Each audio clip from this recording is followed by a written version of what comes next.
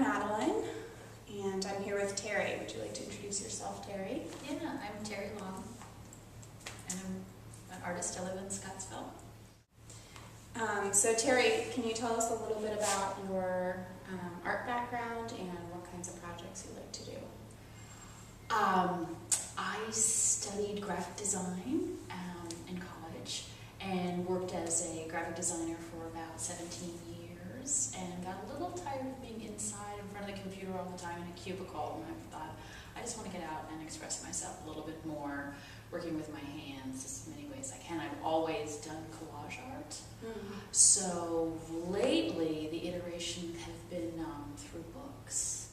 I love to frequent the McIntyre recycling book bin right here in Charlottesville, and it's this fantastic old kind of just little, book bin in the end of the recycling center, and basically people just come and drop off whatever they don't want anymore, and people are always in there literally shopping for whatever they want to just take away. And they used to have this fantastic sign on the wall that said, take what you want, leave what you want, just get out after 30 minutes. Like it wasn't a reading room, but I mean it's always been like a reading room, and so I just love to just go in there and just, gather up all the old books.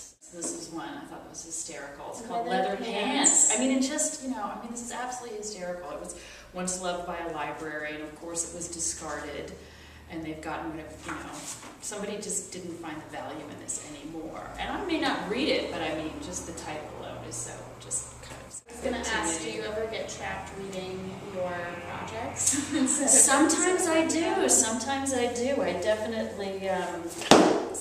sometimes I'll repurpose the insides of it. So this is music. I actually just found this one yesterday. I mean, what a wonderful graphic image. And somebody doesn't want this encyclopedia at home anymore, but, who knows? Maybe I'll, play this song this evening.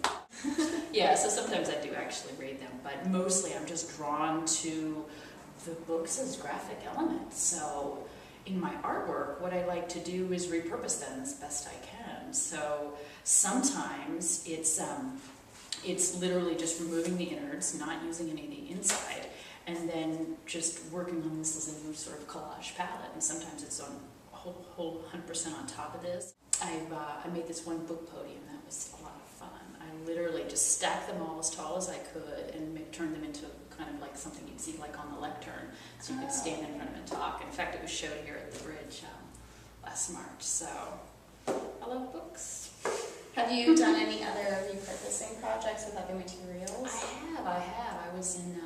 I did a bunch of fabric work. I had inherited a bunch of old linens from different grandmothers, and I kind of started stitching them together as well. In that case, I float mounted them, and then I just did some crude stitching with them together, and so there was all sorts of pins, so they were just these wonderful little, I called them fabrications.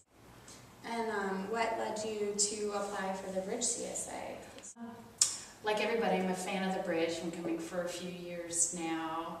I live outside of town, so I was aware, and I wasn't coming to as many shows, but then once it kind of got on my radar, I was like, oh, I love this place. So I just had sent in, some information about me, and I love the idea of showing here, and so I've been regularly getting the newsletters and just, looking at the website, and it said, call for artists. Thanks for talking with us. You're welcome. Thanks, Matt.